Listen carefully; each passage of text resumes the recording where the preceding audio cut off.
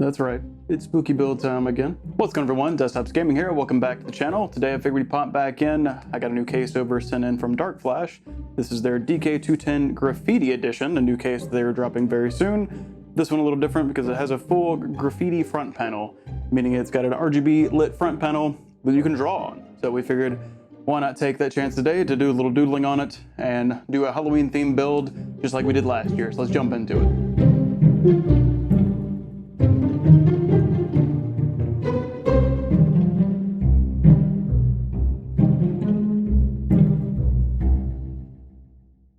Alright guys, welcome back to the channel. If you're new here, definitely click the like button and subscribe button. Appreciate you guys for hanging around with us. This year, we're going to do a Halloween themed build just like we did last year in 2020.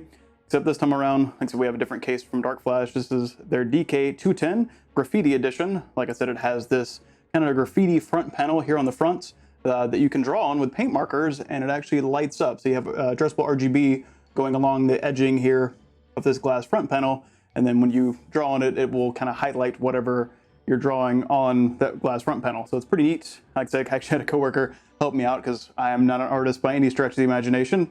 I actually had her help me out by doodling some stuff on it. So we have a little tree here, an owl, some ghosts, some witchy ghosts, some cauldron pumpkin stuff down there.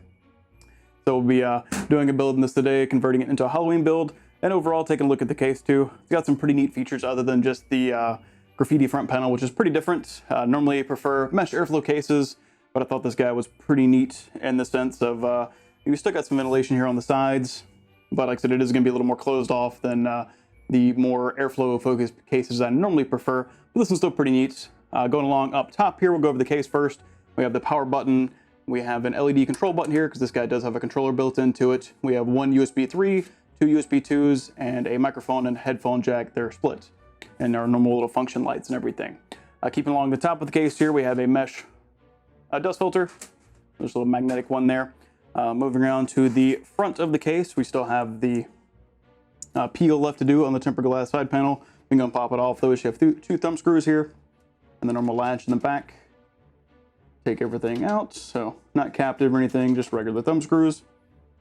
We'll go and slide that off real quick. We have that front open. Let's go ahead and take the back off as well, because we're going to get diving into more of how this case is set up and everything. So same thing on the back here. We'll just take these thumb screws out and go and slide the back panel off as well. So let's get some of the parts out of the way. We'll go over those in just a sec that we have lined up for the build.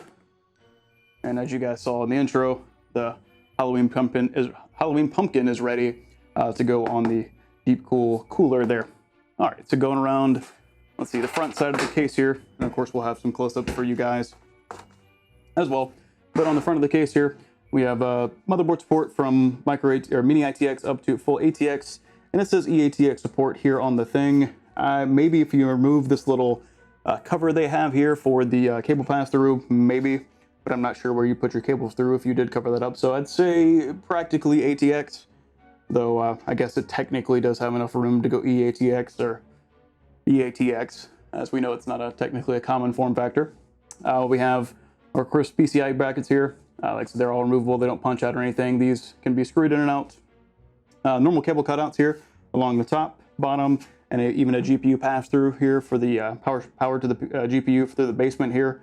No grommets on any of these, but they're tucked away enough to where I don't think that's that big of a deal. And then, like I was saying earlier, we do have this kind of removable cable cover here on the side that is metal. This is where you would pass your power cables and everything through for the 24-pin and all that stuff.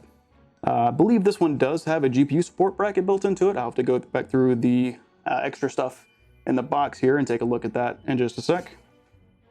Moving along the front panel here, like I said, we've already got a few doodles along there.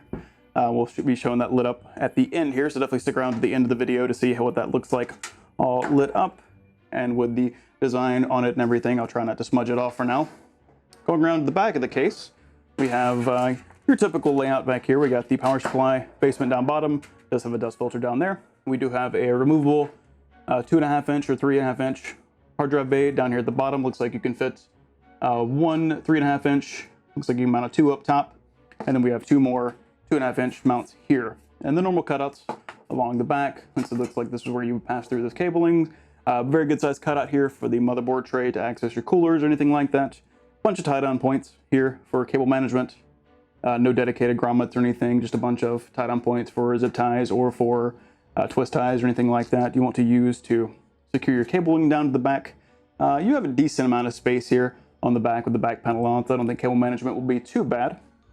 And then going along here to the side, we have the usual, where we'd mount an exhaust fan or motherboard I/O, of course PCIe slots, and then power supply goes in the bottom basement here. All right, I believe that pretty much goes over everything. We'll touch on the cabling real quick. So on the back side here, all the cables that are bound together, we have our USB 2s here. We have HD audio, which never use that. And then USB 3 here for the pass-throughs for the top connections here. And then of course our normal reset switch, power LEDs, all that good stuff for the function lights and power button and everything. All right, and then the interesting part of this case, like I mentioned before, is this kind of graffiti front panel. So pretty different idea, pretty different design. On this, we have the option to power it via SATA, because it does have its own kind of controller built into it. So you can either run it via the little LED button up here at the top, or it does have a pass-through, so you connect it in a couple different orientations. So it has the, I believe this is the Gigabyte or Asus one, and then it has the typical ARGB 3-pin motherboard header. So if you don't want to use the built-in LED controller for the front panel or for your lighting, you can just pass it through to sync it with the rest of your components on the motherboard. All right, so let's go ahead and dive into getting this guy built up, and then we'll come back, do some thermal reviews, which I think will be pretty good, even though this guy has a decently choked off front panel. Like I said, we'll probably be trying to sneak a 360 up front if we can fit it. It does support up to a 360 on the front, and then we have, I believe it's up to a 240 or 280 up top. So we'll see how that comes out. Like I said, I do have a Castle 360 EX here that I did want to use this cool little mounting system that they have to replace the default logo with this little pumpkin, since we're doing a Halloween themed build, and I'll get to decorate it up a little more. But depending on how thermals go, I may swap to having this as normal intake, and then we'll just set this up as exhaust. Maybe we'll put a 240 or 280 up here. I do have a couple other Castle coolers that would work out, so it'd still be to swap the little plate out and check those out. I guess before we leave to do that, let's look over the accessory box real quick. Like I said, we do have, it does include one of those paint markers. So it just has a regular little shakeable paint marker here that you could use right in the front. It comes in white. We did add a little bit of color to ours just to add a little bit of effect, but most of the drawing here is done in white.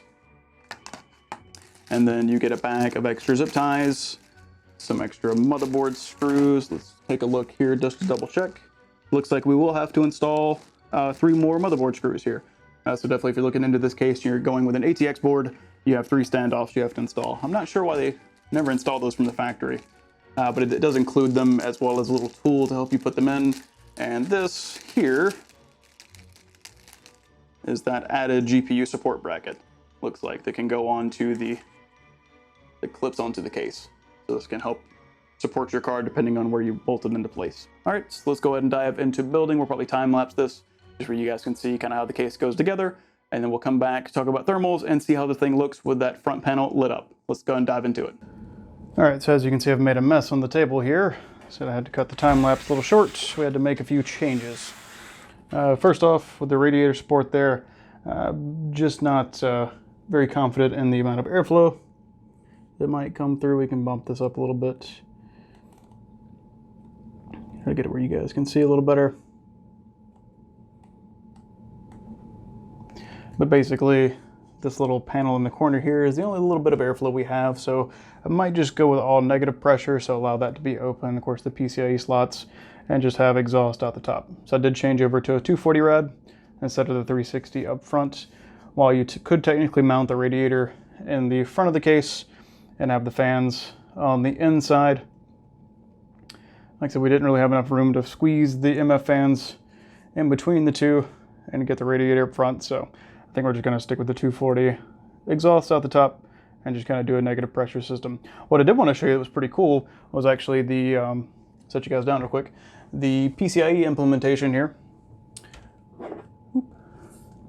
It's actually this guy here. If we can get it to focus, there we are. It's just two little clips here that hold the PCIe brackets on.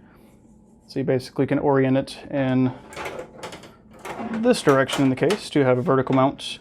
And I believe it optionally comes with a support bracket. I didn't have one with this. Now this is an early sample of the case, so I may just not have it in that, but it does say optional in the manual.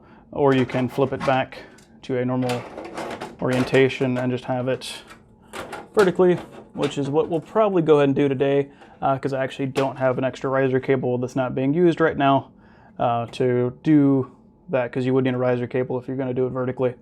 All right, well, let's go ahead and jump back into finishing this up, and I'll show you guys what it looks like when I'm done.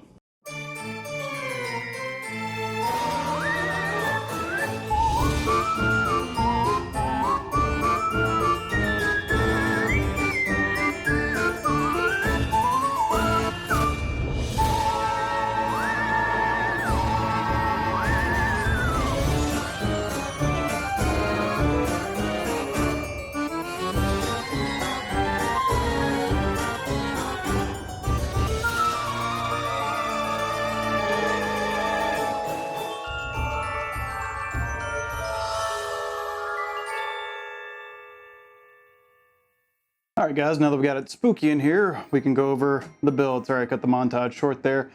Decided last minute to swap out the cooler, decided to go with the 240 up top. I just wasn't really satisfied with the 360 up front, didn't think the thermals would be that great, even though this is only 5600X. But I got a couple more things to do. I hope you guys enjoyed the little show off of the parts there. Just went with the two fans up top, one an exhaust, didn't put any in front. I do want to grab you guys for a quick peel though. You can get a little close up again.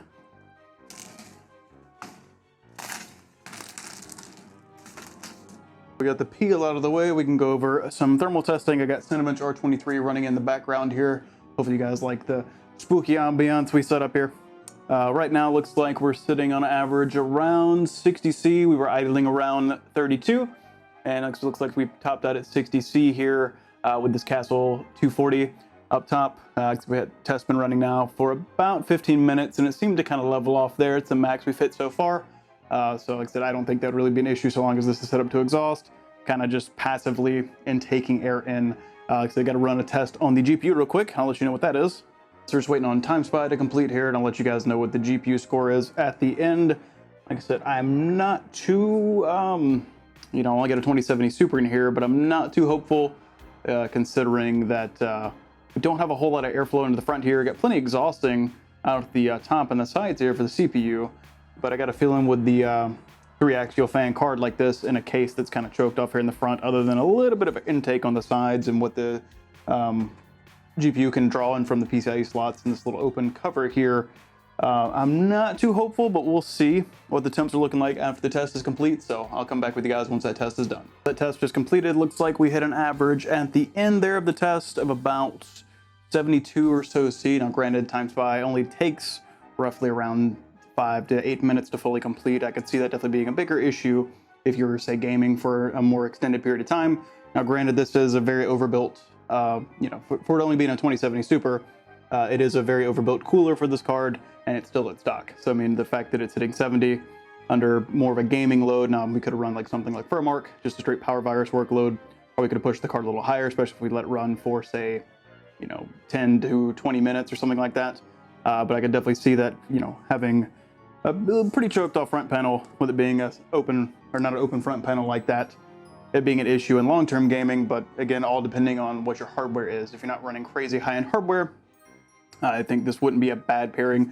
Now granted, you know, the case does have some cool build qualities. I like that you can flip the card orientation just by flipping the PCIe slots. That's pretty neat. Haven't seen that in too many cases that kind of come with that stock. Of course, you would have to provide your own riser cable. I don't believe this doesn't come with a riser cable or anything, even though this is an early production model. The main thing would be just be this kind of drawable front panel. So they do include one little marker, like we mentioned in the intro there, to be able to draw on the front panel, and you guys saw some close-ups of that, just so what my coworker doodled on it. But I mean, if you want something that's pretty different, that you don't have crazy high-end hardware, I think a case of this price range, and I'll list it right here, is not too bad. Just keep in mind, if you were gonna say run some super high-end hardware, you'd have pretty choked off intake here. While we didn't see temperatures that were crazy or anything, you know, close to thermal throttling or anything like that, I could definitely see if you're going for super high-end hardware. It doesn't really have the intake support that I like to see in a lot of other cases, but you're probably not buying a case like this for that. Like I said, there's definitely other cases in the market, and even from DarkFlash, you know, their DLH or DLM21 mesh that we did a Halloween in build, or that we did the Halloween build in last year, was definitely a better option as far as airflow performance, because it had, you know, 3 intake on the front here, fully open mesh. It had 2 more intakes on the side here, so if you wanted to do a side intake, you could, and of course the top and rear exhaust. So definitely a more airflow performance case. This one's definitely more so designed in mind for this feature here, which I think is pretty neat. Like I said, the built-in LED controller does work pretty well, letting you change and kind of sync those together is pretty neat, letting you just kind of, you don't have to use any other controller, although you can sync this back to your motherboard software if you want to kind of sync it up with your other fans and everything that's going on inside your build, you can, but having the dedicated LED button's pretty neat, and it does offer a pretty good bit of options. So yeah, guys, I'll definitely link this down below if you guys want to go check this case out. I believe DarkFlash is even doing like a little, I think it's like a, not a giveaway, but more like a competition on who can draw on these front panels. I've seen a couple other people that have gotten this case post their designs on it. Like I said, we did our best with the doodles we did on the front here, and I may end up decorating this case up a little more before Halloween, so definitely check out our Instagram over at Desktops Gaming if you guys want to see more close up to this. I might do a little more Halloween themey stuff in it, since we already got the pumpkin on the AO. Might as well throw in some more creepy crawlers and stuff like that on the inside, just to give it up a little more of a Halloween theme. So yeah, guys, I appreciate you guys stopping by, checking out the video. Definitely subscribe if you're new here. Appreciate you guys stopping by. Take it easy.